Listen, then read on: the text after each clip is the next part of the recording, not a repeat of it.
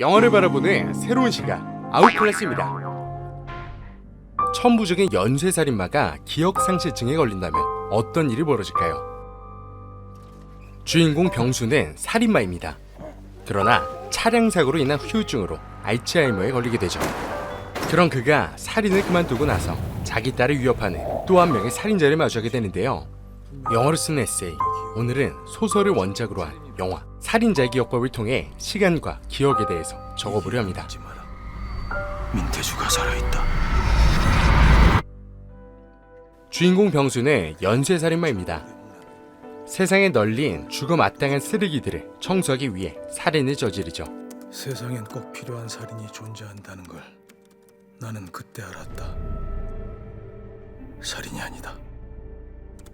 청소라고 하자. 소시적엔 그 누구에게도 들키지 않는 천재적인 살인마였으나 차량 사고로 인한 후유증으로 살인을 그만두게 됩니다. 그 사고로 내 머리에 문제가 생겼던 게 분명했다. 알츠하이머, 즉 치매에 걸렸던 것이죠. 의사가 말했다. 가까운 기억부터 신호등 깜빡이듯 깜빡깜빡 언젠간 모든 기억이 사라질 거라고.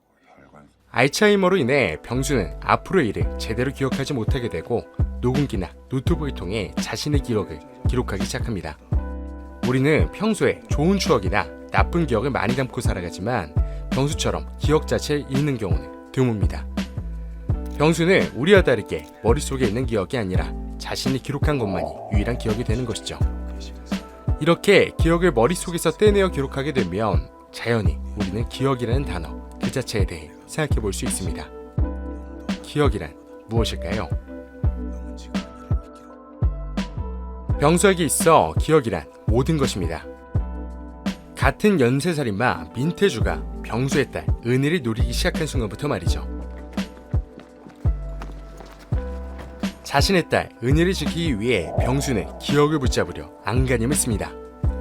기억이 날아가는 순간 살인범을 죽여야 하는 이유도 사라지고 끝내 자신의 딸도 지키지 못할 테니까요. 병수의 나머지 인생은 전부 자신의 기억에 달려있는 것입니다. 기억이 삶의 이유와 목표를 알려주는 것이죠. 기억은 곧 인생이 되는 것입니다. 이 기억은 인생이라는 등식은 그러나 병수에게만 해당되는 것은 아닙니다. 인간은 누구나 과거를 가지고 있습니다. 과거에 쌓인 추억, 지식, 취향 이런 것들이 모여 한 사람의 현재가 만들어지듯이 우리는 과거로부터 정체성을 공급받습니다. 다시 말해 인간은 과거로 이루어져 있습니다. 과거가 없다면 한 인간의 현재도 없는 것이고 기억이 없다면 한 인간의 정체도 영영 미지로 남습니다. 과거를 잘 알아야만 우리 자신을 알 수 있다고 말할 수 있겠죠. 그런데 문제는 병수처럼 우리의 기억 또한 그리 객관적이지 않다는 데 있습니다.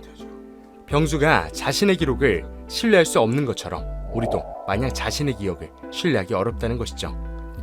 우리는 대개 과거에 일어났던 일들은 돌이킬 수 없는 것이고 바뀌지 않는 굳건한 사실이라고 생각하지만 사실 과거만큼 취약한 것도 없습니다. 당장 우리가 지금껏 살아왔던 인생을 책으로 기록해 나간다고 생각을 해보시죠. 얼마나 많은 기억이 얼마나 정확하게 기록될 수 있을까요? 아무리 정확하게 써내려가려 해도 자신이 주관적으로 의미 있다고 판단한 기억 외에는 대부분 소나기에서 빠져나가기 마련입니다. 아무리 행복한 순간을 떠올려 봐도 우리는 주변의 햇살이 어땠는지, 계절과 바람이 어땠고 어떤 사람들이 주변을 거닐고 있었는지 기억할 수 없습니다. 기껏해야 어렴풋한 감정과 대상의 실루엣 따위만 아른거릴 뿐이죠. 이처럼 제대로 된 과거를 알기 어렵다면 우리 또한 정체성의 혼란을 겪는 병수와 별다를 바 없는 존재 아닐까요? 알츠하이머가 진행됨에 따라 기억은 더 짧아지기 시작합니다.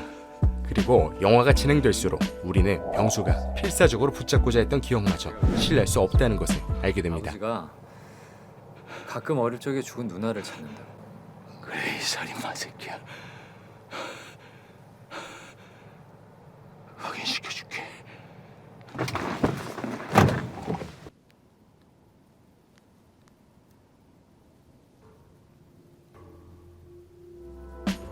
과연 은희는 존재했던 것인지 민태주는 살인마였는지 보는 관객마저도 그것을 제대로 알 수 없게 되죠.